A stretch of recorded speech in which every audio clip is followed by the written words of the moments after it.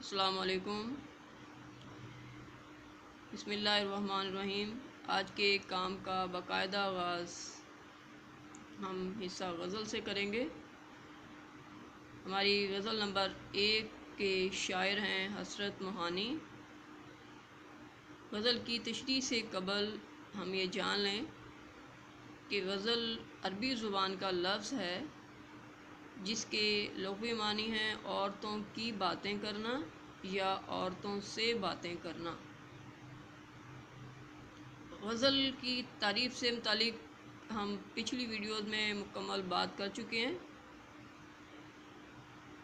Videos دیکھنے کے لیے آپ چینل کو سبسکرائب کریں گے تو آپ کو تمام ویڈیوز مل جائیں گی، اور امید ہے کہ آپ پچھلی تمام ویڈیوز دیکھ چکے ہوں گے۔ حسرت موہانی کے متعلق ہم جان لیتے ہیں کہ ان کا تعلق کس علاقے سے تھا، ان کا تخلص، ان کا سن پیدائش، وفات اور ان کی اہم تصانیف۔ یہ تمام باتیں جاننے کے لیے ہم ان کا تعارف پڑھیں گے۔ حسرت موہانی کا اصل نام سید فضل الحسن اور حسرت تخلص تھا۔ آپ یو پی کے قصبے موہان میں پیدا ہوئے اور اسی نسبت سے موہانی کہلائے۔ MA کالج علی گڑھ سے BA کیا۔ کچھ عرصہ ادبی رسالہ اردو معلیٰ نکالتے رہے، پھر ان کی باغیانہ تحریروں کی وجہ سے انگریز حکومت نے یہ رسالہ بند کر دیا۔ حسرت موہانی تحریک آزادی کے اہم رہنما تھے اور برطانوی سامراج کی مخالفت کی وجہ سے انہیں طویل عرصے تک قید و بند کی صعوبتیں برداشت کرنی پڑیں۔ اس زمانے میں قید بامشقت انتہائی سخت اور تکلیف دہ ہوتی تھی۔ روزانہ 1 من گیہوں مطلب گندم دستی چکی پر پیسنا پڑتا تھا۔ ہاتھ سے جو چکی چلائی جاتی ہے پتھر والی، اس سے پیسنا پڑتا تھا۔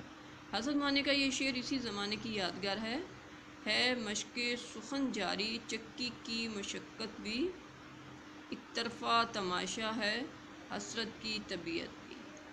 1946 میں وہ مسلم لیگ کے ٹکٹ پر مجلس قانون ساز کے رکن منتخب ہوئے۔ قیام پاکستان کے بعد بھی وہ بھارت ہی میں مقیم رہے اور بھارتی پارلیمنٹ میں کلمہ حق بلند کرتے رہے۔ حسرت موہانی بنیادی طور پر غزل کے شاعر ہیں۔ عشق و عاشقی کے جذبات ان کی غزل میں بہت نمایاں ہیں اور ان کا بنیادی عنصر تغزل ہے، اس لیے انہیں رئیس المتغزلین کا لقب دیا گیا ہے۔ حضرت اعلیٰ پائے کے غزل گو ہونے کے ساتھ ساتھ انتقاد ادبیات میں بھی دسترس رکھتے تھے۔ زبان و بیان کی باریکیوں سے بخوبی واقف تھے۔ انہوں نے دیوان غالب کی شرح بھی لکھی۔ ان کی تصانیف میں نکات سخن، انتخاب سخن، مشاہدات زنداں، کلیات حسرت موہانی اور انتخاب اردو معلیٰ شامل ہیں۔ 1875 ان کا سن پیدائش اور 1951 ان کا سن وفات ہے۔ ان کی لکھی گئی غزل ہماری شامل نصاب غزلوں میں سے پہلی غزل ہے۔ ہم اپنے بنیادی کام کی طرف آتے ہیں۔ غزل کا پہلا شعر ہے: مصیبت بھی راحت فزا ہو گئی ہے، تیری آرزو رہنما ہو گئی ہے۔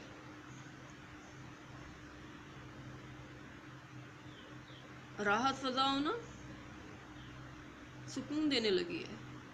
مصیبت تکلیف، آرزو خواہش، ایسی خواہش جو پوری نہ ہوئی ہو، رہنما رہنمائی کرنے لگی ہے۔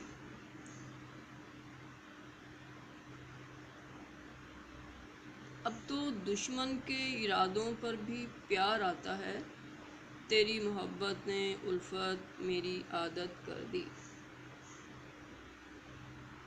شاعر کو محبوب کی طرف سے ملنے والی ہر تکلیف خوشی کو بڑھانے کا سبب بن گئی ہے۔ دل میں محبوب کی چاہت کا پیدا ہونا ہر عاشق کے لیے رہنمائی ثابت ہوتی ہے۔ حسرت موہانی وہ شاعر ہیں جنہیں زمانہ جو ہے وہ رئیس المتغزلین کے نام سے بھی جانتا ہے۔ تشریح طلب شعر میں کے پہلے مصرعے میں محبوب کی طرف سے ملنے والی ہر مشکل اور تکلیف کو اپنے لیے باعث راحت سمجھتے ہیں۔ خوشی کا اظہار کرتے ہوئے کہتے ہیں کہ حسرت اپنے محبوب سے مخاطب ہو کر کہتے ہیں: کہ اے محبوب، جب سے تمہارا اور میرا تعلق شروع ہوا ہے، مصائب کا ایک نہ ختم ہونے والا لامتناہی سلسلہ جو ہے وہ شروع ہو گیا ہے۔ لیکن یہ مصائب میرے لیے ہمت شکنی کی بجائے خوشی کا باعث ہو رہے ہیں، کیونکہ میرا ہر دکھ راحت فضا ہو گیا ہے۔ وہ ہے نا کہ مشکلیں اتنی پڑی مجھ پر کہ آسان ہو گئیں۔ دوسرے مصرے میں شاعر محبوب کے عشق کو اپنے لیے رہبر، قائد اور رہنما قرار دے کر خراج تحسین پیش کرتے ہیں کہ جب سے دل میں محبوب کی چاہت پیدا ہوئی ہے، وہ چاہت زندگی کے معاملات میں رہنمائی کا کردار ادا کر رہی ہے۔ محبت کرنے والوں کے دل بڑے وسیع ہو جاتے ہیں، وہ ہر چیز کو بڑی باریکی کے ساتھ جو ہے وہ دیکھنے لگتے ہیں، اس کی بڑی گہرائی میں جانے لگتے ہیں۔ حساس قسم کے لوگوں کا کام جو ہے وہ محبت کرنا ہے۔ محبوب کی ہر ادا کو،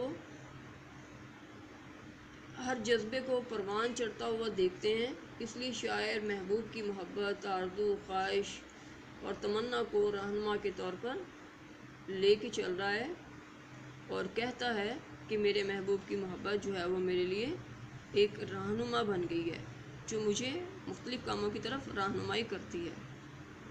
شعر نمبر 2۔ یہ وہ راستہ ہے دیار وفا کا، جہاں باد سرسر صبا ہو گئی ہے۔ دیار گھر، باد سرسر گرم ہوا، صبا ہو گئی ہے ٹھنڈی میٹھی صبح کی تازہ ہوا جو ہوتی ہے اس کو صبا کہتے ہیں۔ شاعر کہتا ہے، تشریح طلب شعر میں شاعر کا بنیادی مقصد جو ہے وہ بنیادی قاعدے جو عاشقوں کے اور وہ دستور بیان کرنا ہے کہ ہر عاشق کے لیے جو محبت کا گھر ہوتا ہے، محبت کی جو جگہ ہوتی ہے، محبت کا در، وہ بڑا بلند مقام رکھتا ہے۔ وہ اس وفا کے دیس میں نقش محبوب پر چلنا ہی زندگی سمجھتا ہے۔ اس کے لیے محبت کا اٹھنا بیٹھنا، چلنا پھرنا جو ہے وہ مشعل راہ بن جاتا ہے۔ ہم جس سے انسیت رکھتے ہیں، جس سے چاہتے ہیں، جس سے پیار کرتے ہیں، اس کی ناراضگی سے ڈرتے ہیں۔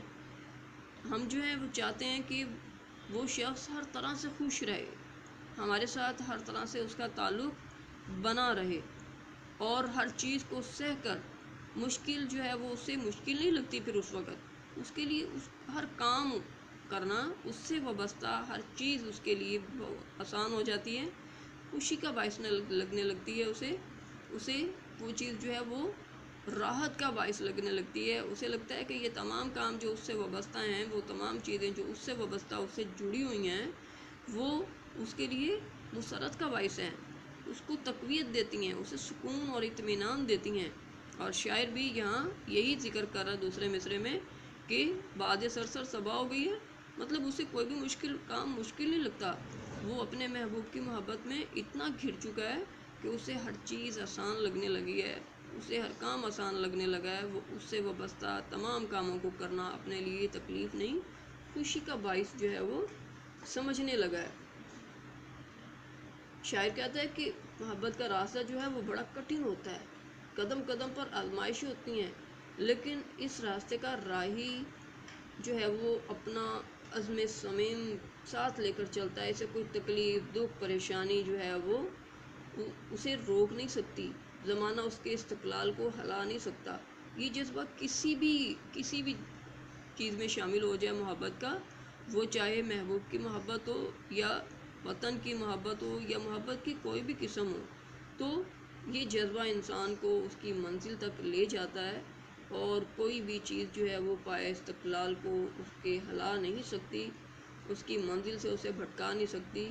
وہ تمام مشکلات، تمام مصائب کو بخوشی جھیلتے ہوئے بالآخر اپنی منزل کی طرف بڑھتا چلا جاتا ہے۔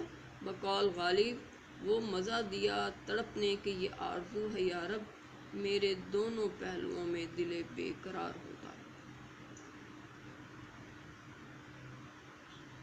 آج کے کام کا اختتام یہاں کرتے ہیں۔ اللہ آپ کا حامی و ناصر ہو۔ والسلام۔